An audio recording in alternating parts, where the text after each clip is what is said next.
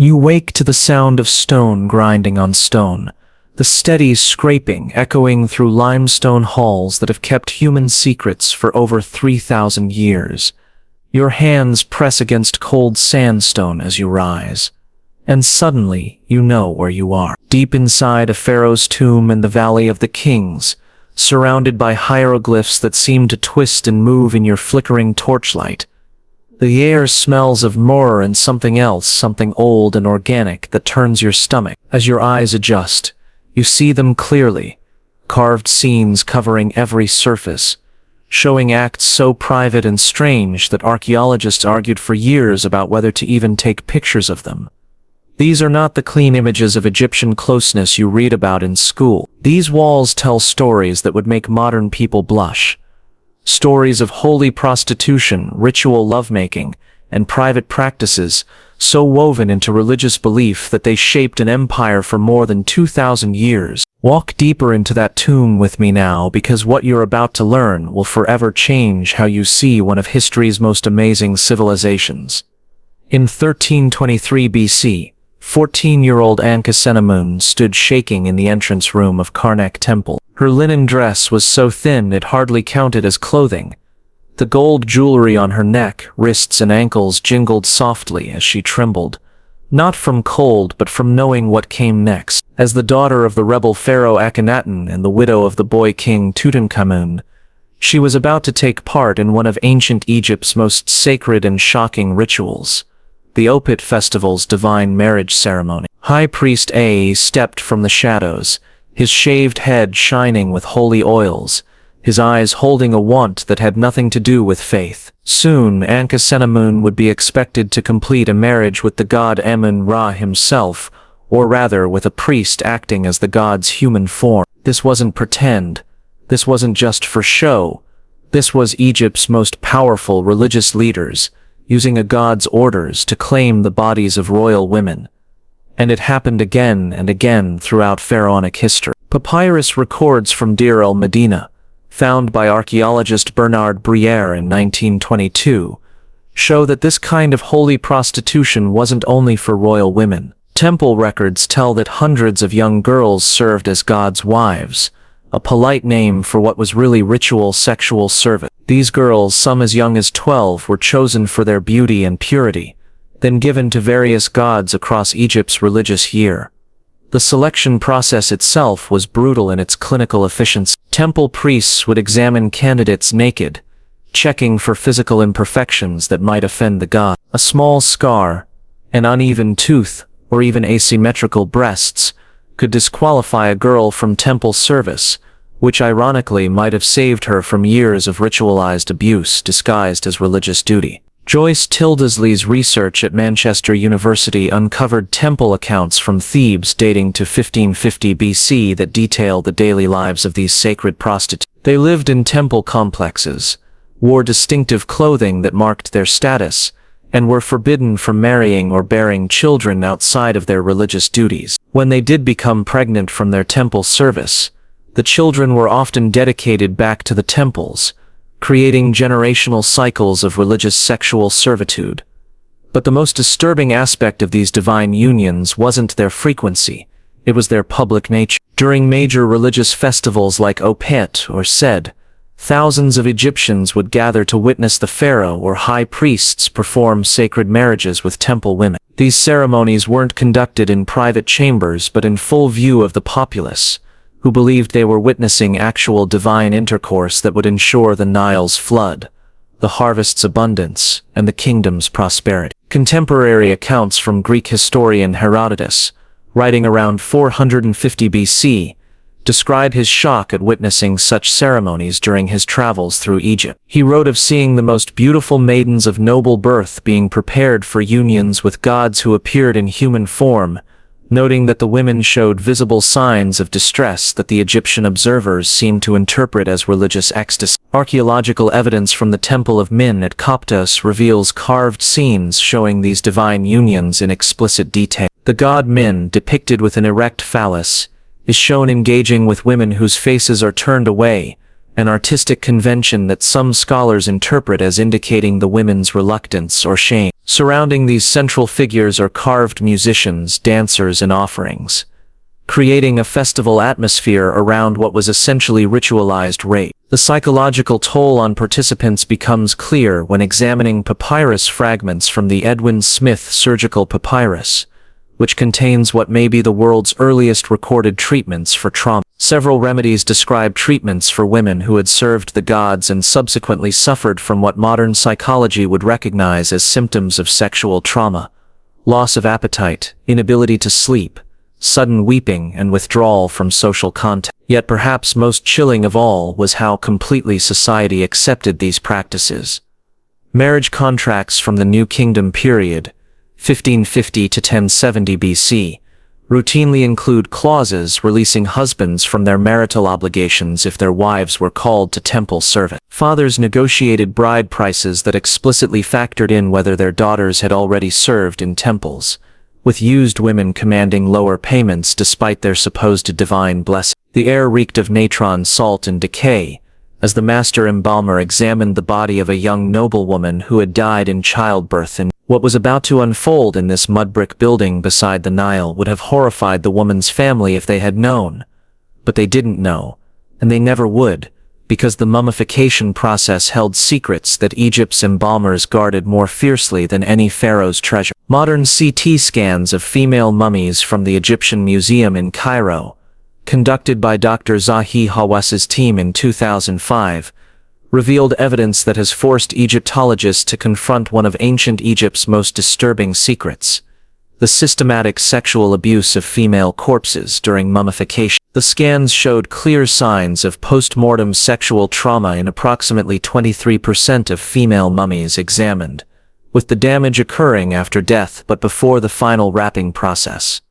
The Greek historian Herodotus first hinted at these practices in his histories, written around. He noted that families of beautiful women or women of high rank would wait several days before delivering bodies to embalmers to prevent indignities being offered to them. He cryptically added that one embalmer had been caught abusing a recently deceased woman and was subsequently killed by his fellow workers, not for the violation itself but for being discovered. Papyrus fragments from Deir el-Bahari, discovered during excavations in 1881, contain what appears to be training instructions for embalmers that include disturbing directives about handling female corpses. The texts, written in hieratic script, discussed the need for purification rituals that involved opening all sacred passages of the deceased woman's body. Modern scholars initially interpreted these as standard evisceration procedures, but the specific anatomical language and ritual context suggests something far more sinister. The mummification process took 70 days,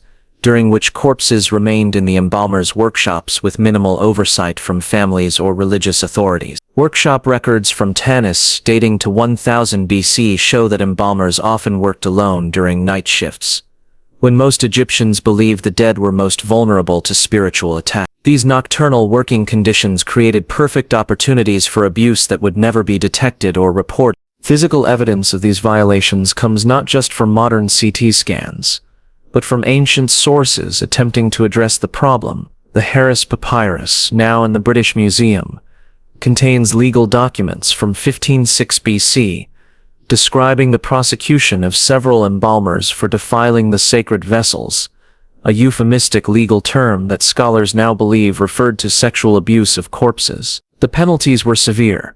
Convicted embalmers faced execution, and their families were stripped of property and exiled from their communities. But the most disturbing aspect of these practices was their ritualistic nature. Evidence suggests that some embalmers believed sexual contact with the deceased transferred the woman's life force to the abuser, granting enhanced virility or longer life. Amulets found in embalming workshops often depicted sexual acts with mummified figures, and several papyri contain spells meant to be recited during such violations, treating necrophilia as a form of magical practice rather than simple abuse. The famous mummy of Queen Nefertiti's daughter, Makataten, who died around 1330 BC at age 13, shows clear signs of post-mortem violation when examined with modern forensic techniques. Her mummy wrappings, originally thought to have been damaged by tomb robbers, actually show patterns of deliberate unwrapping and rewrapping in the pelvic area. Resin residue between the wrapping layers indicates the body was accessed multiple times during the mummification process, far beyond what any legitimate preservation technique would require. Contemporary accounts from Coptic Christian texts written centuries later describe the horror with which early Christians viewed Egyptian mummification practice. Bishop Theophilus of Alexandria, writing in 3085 AD, specifically condemned the defilement of female corpses by those who claimed to serve the gods of death. His writing suggests these practices continued well into the Roman period, becoming so notorious that Christian families refused Egyptian mummification services entirely. The psychological impact on embalmers themselves becomes evident when examining suicide rates among workers in mummification complexes. Records from Memphis show that embalmers died by suicide at rates far exceeding other professions, often by drowning themselves in the Nile, a method that Egyptians believed prevented the soul from reaching the afterlife. Some scholars suggest this represented guilt-driven self-punishment by men who had violated corpses but could not confess their crimes without facing execution. Perhaps most tragically, some evidence suggests that certain women were murdered specifically to provide fresh corpses for necrophilic practice. The mummy of a young woman discovered in the Saqqara necropolis shows signs of intentional poisoning with oleander, a plant that kills quickly but leaves the body intact and suitable for mummification. Her wrappings contain papyrus fragments with prayers asking forgiveness from Osiris, suggesting her embalmer knew she had been murdered specifically for their use. Princess Sadaman pressed her forehead against the cool limestone wall of her chamber in Malkata Palace as she listened to her father's footsteps approaching. At 23 years old, she had already borne her father Pharaoh Amenhotep III at least one child, a daughter who now played in the palace gardens, unaware that her grandfather was also her father. Tonight, like so many nights before, Sadaman would fulfill her duty as both daughter and wife, perpetuating a cycle of incest that had defined Egyptian royalty for over a millennium. Royal incest in ancient Egypt wasn't an aberration or historical exaggeration. It was systematic, deliberate, and documented with clinical precision in official royal records. The Cairo Museum's collection of royal mummy DNA, analyzed by geneticist Dr. Karsten Pusch in 2010, revealed that pharaonic family trees resembled biological disasters more than royal lineages. Tutankhamun himself was the product of a brother-sister union, and genetic analysis shows he suffered from multiple congenital disorders including spina bifida, clubfoot, and temporal lobe epilepsy, all likely results of generational inbreeding. The practice began with Egypt's earliest dynasties around 3100 BC, but reached its most extreme expression during the 18th dynasty. Pharaoh Thutmose II married his sister Ahmose. Their son Thutmose II married his half-sister Hatshepsut, and the pattern continued with obsessive regularity. Royal marriage contracts from this period, preserved on papyrus in the Metropolitan Museum, used specific legal language distinguishing between wives who were sisters of the body, full sisters, and sisters of the house, half-sisters, with different inheritance rights assigned to children from each category. But the extent of royal incest went far beyond sibling marriage. Pharaoh Amenhotep II married 3 of his daughters, and palace records from Amarna show that Akhenaten maintained sexual relationships with at least 6 of his daughters. One limestone relief from his capital at Amarna depicts the pharaoh kissing one daughter while another sits on his lap, with hieroglyphic text identifying both girls as his beloved wives and daughters of his body. The psychological toll on royal women becomes apparent when examining their abbreviated lifespans and frequent mysterious deaths. Queen Ankhesenamun, daughter and wife of Akhenaten, and later wife of Tutankhamun, survived to age 27, ancient by royal standard. Her mummy, discovered in 2010, shows evidence of chronic depression through bone analysis, vitamin D deficiency from rarely leaving palace chambers, stress fractures from physical abuse, and signs of frequent pregnancies that ended in miscarriage or infant death. Medical papyri from the Edwin Smith collection describe treatments for conditions that modern doctors recognize as consequences of incest. Remedies for children born twisted include instructions for splints, exercises, and herbal treatments that suggest royal physicians were dealing with regular cases of birth defects. One particularly disturbing text describes a surgical procedure for infants born with sealed passages, likely referring to the genital malformations common in severely inbred populations. The most chilling evidence comes from the royal mummy cache discovered in 1881 at Deir el-Bahari. Of the 11 royal mummies found there, DNA analysis revealed that 9 were the products of incestuous unions, and 7 showed evidence of significant genetic disorders. 2 infant mummies found in Tutankhamun's tomb were his daughters, born of his marriage to his half-sister Ankhesenamun, and both suffered from neural tube defects that made survival impossible. Palace intrigue often centered around which daughters would be selected for royal marriage. The Amarna letters' diplomatic correspondence between Egypt and neighboring kingdoms contained several messages from foreign rulers expressing horror at Egyptian marriage customs. The king of Mitanni wrote to Amenhotep III in 1350 BC, "Your daughters who are wives are numerous, but you have not sent me any of your daughters in marriage. Why is this?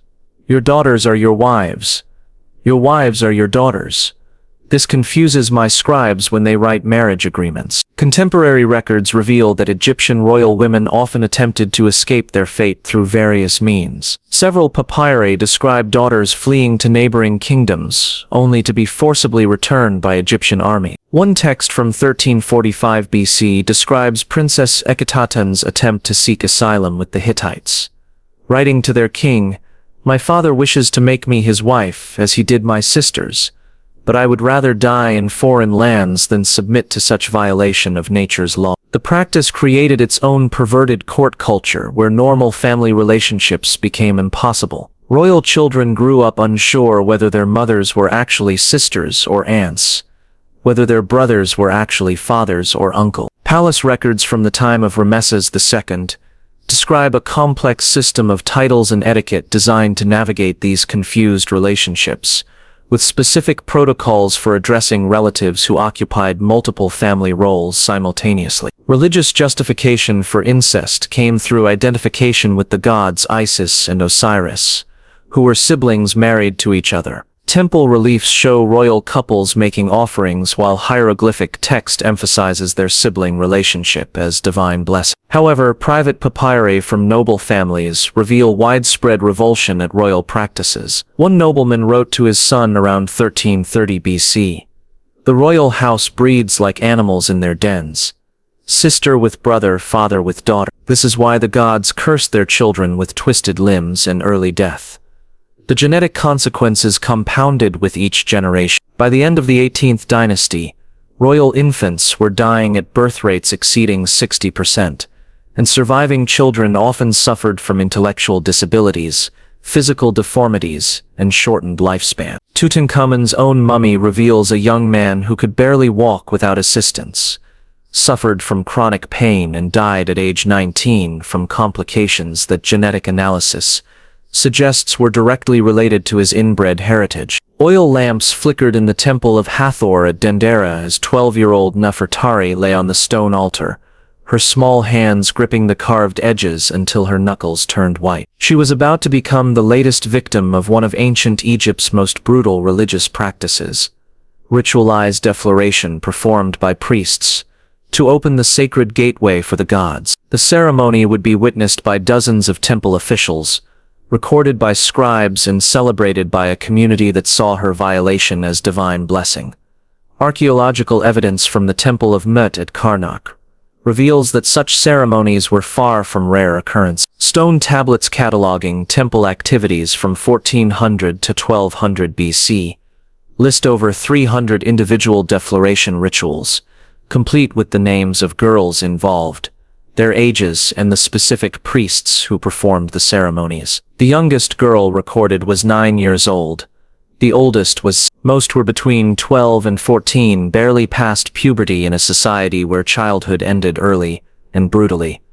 The process began with elaborate purification rituals that lasted 3 days. Girls selected for defloration were bathed in sacred pools, anointed with oils mixed with frankincense and myrrh, and fed special foods believed to enhance their spiritual receptivity. During this preparation period, they were forbidden from speaking to anyone except designated temple priestesses, who instructed them on their divine duties and warned them that resistance or displays of fear would anger the gods. Papyrus fragments from the Ramesseum described the theological justification for these practices. Egyptian priests believed that female virginity contained special spiritual power that could only be properly harvested through ritual defloration performed by men who had undergone specific purification rites. The act itself was considered a form of sacrifice, with the girl's blood and pain offered to deities in exchange for divine favor on the entire community.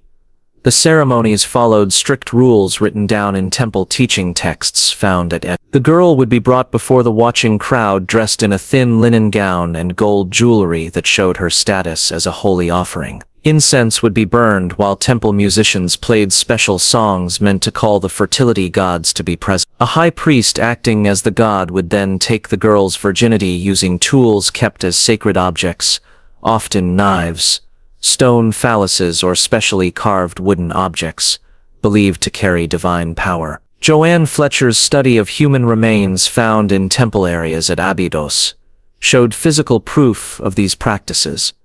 Skeletons of young females show signs of pelvic damage matching violent sexual attack, often with proof of infection and sometimes death from internal injury. Carbon dating shows these remains are from all through Egypt's imperial time, meaning the practices continued for over 500 years.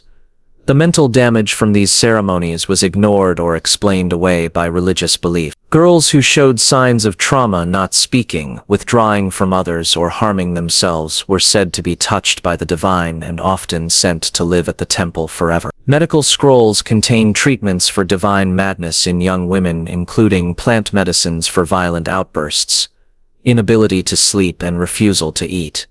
Symptoms modern psychology knows as signs of severe sexual trauma. Some temples built complex systems around defloration ceremonies, with different priests specializing in different parts of the ritual. The Chester Beatty Papyrus de Sfath contains records showing that certain priests held the specific title opener of the sacred gateway, a job that came with special benefits including more food, better housing, and the right to choose which girls they would deflower. These positions were highly wanted and often passed from father to son, creating family lines of ritual abusers. Different areas had different versions of these practices, recorded by traveling scribes who wrote about cultural differences between temple complexes.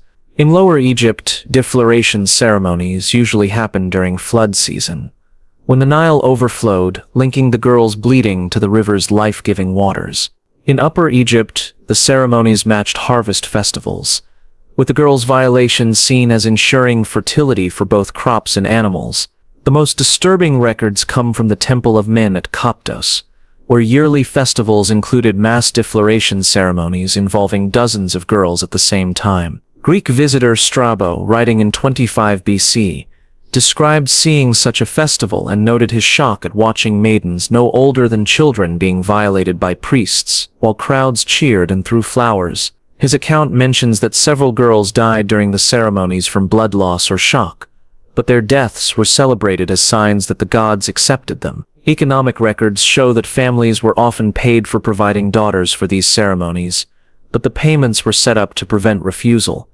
Temple account books from Thebes show that families received grain, animals, or land, but only after their daughters had completed their holy service. Families who tried to remove their daughters before ceremonies faced harsh punishments, including loss of property, exile, or forced labor. Some surviving texts hint at secret networks among women who tried to protect young girls from being chosen for these ceremonies. Papyrus pieces from private collections describe coded language used to warn families when temple scouts were looking for new candidates. One text from 1250 BC reads, "When the lotus seekers come to your door, remember that the river runs deep, but also runs away." Scholars believe this referred to escape routes used by families running away to avoid having their daughters chosen for defloration ceremonies. Twilight settled over the temple of Bastet at Bubastis as hundreds of oil lamps were lit, throughout the complex. Their flickering light cast dancing shadows across walls covered in hieroglyphs showing cats, dancers, and ritual scenes. In 570 BC, Ptolemaic Egypt was preparing for one of its most infamous religious festivals, a 3-day celebration where ordinary women became sacred prostitutes, offering their bodies to strangers to honor the cat goddess. What happened during these festivals would shock even experienced ancient historians, yet it represented just one part of a religious prostitution system that had operated throughout Egypt for over two. The Greek historian Herodotus, writing around 450 BC, described personally witnessing such festivals. Once a year, the women of this region gather at the temple of Bastet, and for 3 days they offer themselves to any man who brings proper payment to the god. No woman may refuse any man during this time, whether he be Egyptian, Greek, Nubian, or Persian. The money paid goes to the temple, but the act itself is considered the most sacred duty a woman can perform. Archaeological digs at Bubastis conducted by Edouard Navy between 1887 and 1889 uncovered physical evidence of these prostitution festivals beneath the temple floors. Archaeologists found thousands of small pottery tokens showing Bastet on one side and clear sexual images on the other. These tokens, carbon dated to various periods between 800–200 BC, served as payment receipts for sexual services during religious festivals. The huge number of tokens, over 12,000 from one excavation site, suggests these festivals involved thousands of women providing sexual services to thousands of men over very short periods. But sacred prostitution in Egypt went far beyond yearly festivals. Temple records from Philae discovered during the Aswan High Dam rescue operations in the 1960s document a permanent class of sacred prostitutes called God's Wives of Amun, who served male temple visitors all year. These women lived in special rooms within temple complexes, wore distinctive clothing that showed their availability, and followed strict religious rules governing their sexual service. The daily lives of these sacred prostitutes are documented in remarkable detail through papyrus archives discovered at Teptunis in 1899. Personal letters between prostitutes reveal the psychological toll of their situation. One woman wrote to her sister around 200 BC, "I have served 37 men this month, and still the goddess demands more. My body aches, but worse is my heart, which grows harder each day like stone left in the sun. I pray to Bastet to release me from this service." But she remains silent. Economic records show that sacred prostitution made enormous money for Egyptian temples. Account books from the Temple of Sobek at Crocodilopolis list payments from sexual services alongside offerings of grain, animals, and precious metals. During peak festival times, prostitution earnings exceeded all other temple income combined. This money dependence created strong reasons to recruit new prostitutes and expand sexual services no matter the human cost. The recruitment of sacred prostitutes followed patterns that modern observers would recognize as human trafficking. Poor families were approached by temple agents who offered to take daughters as servants of the goddess, promising good food, shelter, and spiritual reward. Once girls entered temple complexes, they rarely left. Legal documents from Oxyrhynchus described several cases where families attempted to retrieve daughters who had been recruited for temple service, only to be told that the girls had made sacred vows that could not be broken without divine punishment. Medical papyri from the Kahun archive contain extensive information about treating diseases and injuries common among sacred prostitutes. Remedies for temple sickness, likely sexually transmitted infections, appear repeatedly, along with treatments for pregnancy prevention, abortion-inducing herbs, and healing salves for genital injury. One particularly disturbing text describes surgical procedures for repairing severe internal damage caused by violent clients, suggesting that abuse was common and systematic. The age of girls entering sacred prostitution dropped significantly during periods of economic hardship, during famines or military conflicts. Temple records show increases in divine dedications of girls as young as 10 or 11 years. The Wilbur Papyrus, dating to 1401 BC, contains a census of sacred prostitutes at various temples that lists dozens of girls under age 14, with several described as having not yet reached womanhood but already serving male clients. Regional variations in sacred prostitution practices were documented by Greek and Roman visitors who traveled throughout Egypt. In Memphis, prostitutes served clients in underground chambers beneath the main temple complex, with elaborate ventilation systems and soundproofing that suggest the activities were deliberately hidden from public view. At Elephantine, prostitution took place in gardens surrounding the temple, with clients and prostitutes engaging in sex acts while other visitors prayed and made offerings nearby. The psychological control exercised over sacred prostitutes was reinforced through religious indoctrination that began in childhood. Girls were taught that sexual service to strangers was the highest form of worship, that their bodies were vessels for divine energy, and that resistance or unhappiness indicated spiritual failure. Confession texts found at various temple sites show prostitutes writing prayers, asking forgiveness for feelings of revulsion, fear, or desire to escape their duty. Some prostitutes attempted to document their experiences in ways that survive the centuries. Graffiti carved into temple walls at Ifu includes messages from women serving as sacred prostitutes, many expressing desperation or resignation. One inscription dated to 1506 BC reads, "Isis knows the pain in my heart, but I cannot speak it aloud. May other daughters be spared this blessing." Another states simply, "I have forgotten my name, but the goddess remembers my body." The practice of sacred prostitution created complex legal and social problems that Egyptian courts struggled to address. Court records from Thebes described cases where men contracted sexually transmitted diseases from sacred prostitutes and demanded compensation from temples. Other legal documents detailed disputes over children born from sacred prostitution encounters, with questions about paternity, inheritance rights, and whether such children belonged to their mothers or to the temples where they were conceived. In 1279 BC, the embalmer's workshop beside the Valley of the Kings hummed with activity, as User-Hetmos prepared the mummy of a noble woman named Merit Pati for her eternal journey.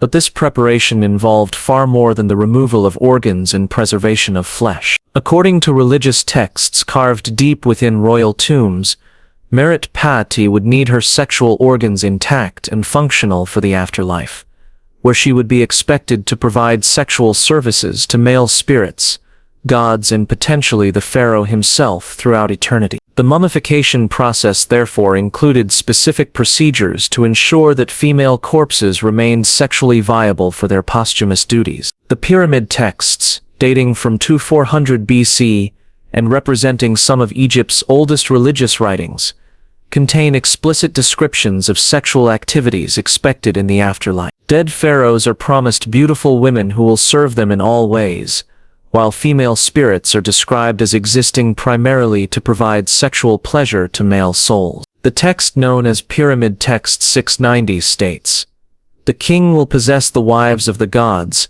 and they will satisfy his desires as they satisfied the desires of their divine husbands when they lived." Archaeological evidence from tombs in the Valley of the Queens reveals that noble and royal women were buried with objects specifically designed for sexual use in the afterlife. Dr. Joanne Fletcher's excavations at QV 55, believed to be the tomb of one of Ramses II's daughters, uncovered a collection of phallic objects made from wood, ivory, and stone. These objects were wrapped in linen and placed between the mummy's legs, positioned to remain accessible to the deceased woman's spirit. Similar objects have been found in dozens of female tombs from the New Kingdom period. The mummification process for women included procedures not performed on male corpses, designed to preserve sexual functionality for the afterlife. Papyrus documents from the workshops at Thebes describe the insertion of resin-soaked linen into female corpses' vaginal canals, ostensibly to prevent collapse of tissues during preservation. However, the positioning and materials used suggest these insertions were meant to maintain the shape and accessibility of sexual organs rather than simply preserve them. Tomb paintings from the burial chambers of high-ranking officials depict scenes of the deceased engaging in sexual acts with female servants who died with them. In the tomb of Vizier Rem Teti 1010-1010, these images weren't decorative or symbolic. They were instruction manuals for activities expected to continue in the afterlife. The practice of sacrificing female servants to accompany male tomb owners into death was documented extensively during Egypt's early dynastic period, but continued in modified forms throughout pharaonic history. Skeletal remains from subsidiary tombs beside major burial sites show evidence of ritual strangulation, poisoning, or live burial of young women. The tomb of Pharaoh Jair at Abydos, dating to 3000 BC, contained the remains of 38 sacrificed servants, with forensic analysis showing that 27 were young women who showed no signs of natural death. Religious texts found in private tombs describe the eternal sexual duties expected of women in the afterlife. The Book of the Dead, specifically chapter 22, includes a section known as the Negative Confession, where souls must deny various sins before the God. For women, this confession includes promises to serve the desires of righteous men, and to open myself to those who have earned divine favor. These texts make clear that female souls were expected to provide sexual services, not as reward for their own virtue, but as punishment for their inherently sinful nature. Forensic examination of female mummies has revealed evidence of post-mortem sexual positioning, designed to facilitate necrophilic activities. The mummy of Queen Hinatawi, wife of High Priest Painadam I, shows signs that her legs were repositioned and held open during the wrapping process. Similar positioning appears in dozens of female mummies from the 21st dynasty, suggesting systematic preparation of female corpses for sexual access. The tomb of Pharaoh Seti I contains one of the most disturbing examples of afterlife sexual expectation. Hidden chambers behind the main burial hall, discovered only in 1960, contain explicit wall paintings showing the deceased pharaoh engaged in sexual acts with female deities, goddesses, and mortal women. The hieroglyphic texts accompanying these images describe the women as eternal concubines, who will satisfy the king's desires throughout eternity without rest or complaint. Burial goods specifically designed for afterlife sexual activities appear regularly in both royal and noble tombs. The tomb of Yuya and Tuyu, parents of Queen Tia, contained a collection of objects that archaeologists initially catalogued as religious implements, but which modern examination reveals to be sophisticated sex toys. These objects, carved from ebony and ivory with remarkable anatomical accuracy, were wrapped in the finest linen and placed in cedar boxes inscribed with prayers for their effectiveness in the afterlife. Medical papyri contains spells and procedures for ensuring that mummified women remain sexually attractive to male spirits. The Edwin Smith surgical papyrus includes instructions for preventing facial disfiguration during mummification, specifically for female corpses, noting that ugliness repels the desires of gods and men even in death. These procedures were more expensive and time-consuming than standard mummification,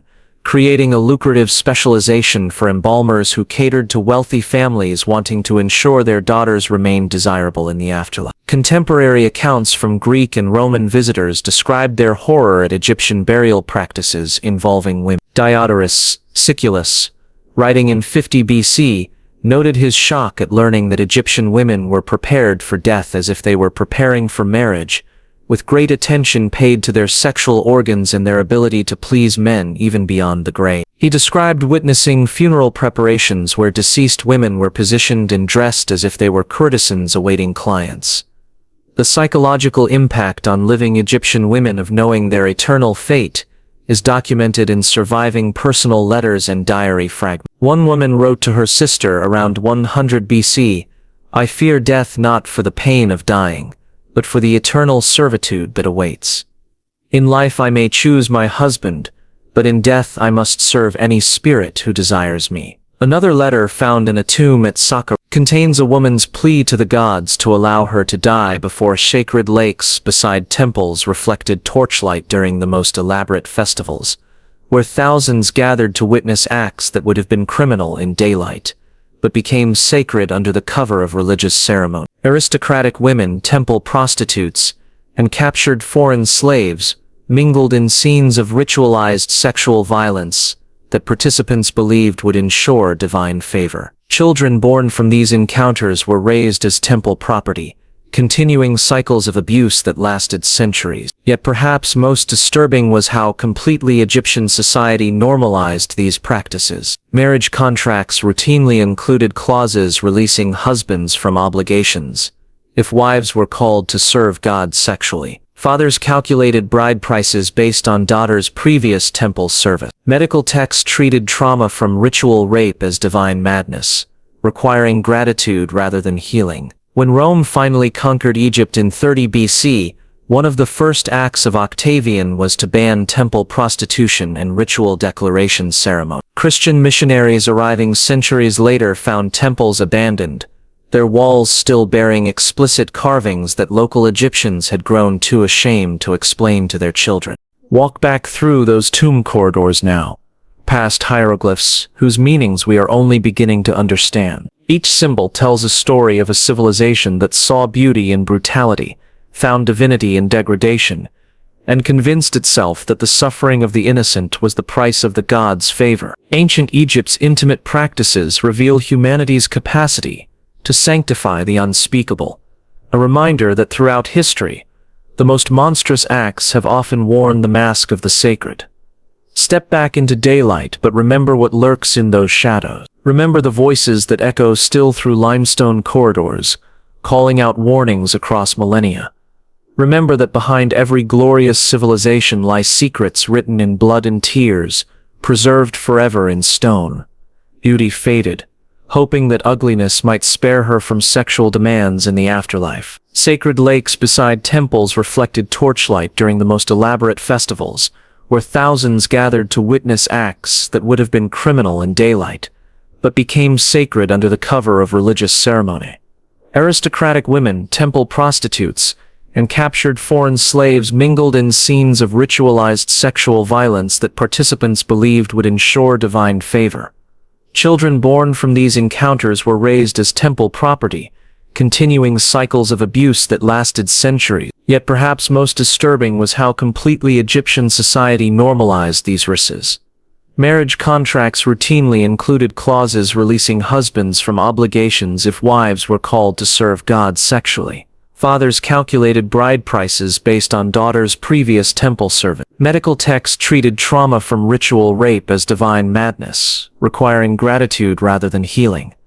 When Rome finally conquered Egypt in 30 BC, one of the first acts of Octavian was to ban temple prostitution and ritual declaration ceremony. Christian missionaries arriving centuries later found temples abandoned, their walls still bearing explicit carvings that local Egyptians had grown too ashamed to explain to their children. Walk back through those tomb corridors now, past hieroglyphs, whose meanings we are only beginning to understand. Each symbol tells a story of a civilization that saw beauty in brutality, found divinity in degradation, and convinced itself that the suffering of the innocent was the price of the gods' favor. Ancient Egypt's intimate practices reveal humanity's capacity to sanctify the unspeakable, a reminder that throughout history the most monstrous acts have often worn the mask of the sacred. Step back into daylight, but remember what lurks in those shadows. Remember the voices that echo still through limestone corridors, calling out warnings across millennia. Remember that behind every glorious civilization lie secrets written in blood and tears, preserved forever in stone.